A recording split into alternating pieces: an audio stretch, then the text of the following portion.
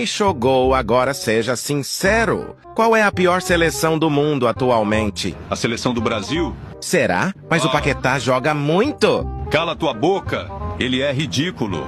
Então deve ser por isso que a lenda é convocada toda semana. É um prazer jogar com você. O prazer é todo seu. E não é que depois de muito tempo a seleção brasileira voltou a levantar um troféu? A culpa é minha. Isso porque a lenda marcou o gol da vitória sobre a seleção da terceira divisão da várzea egípcia. Após dar espetáculo pela seleção, Shogo acabou indo para o Fluminense.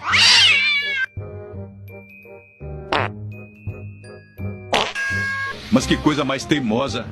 Agora eu guardo. O quê? Volta aqui com essa bola.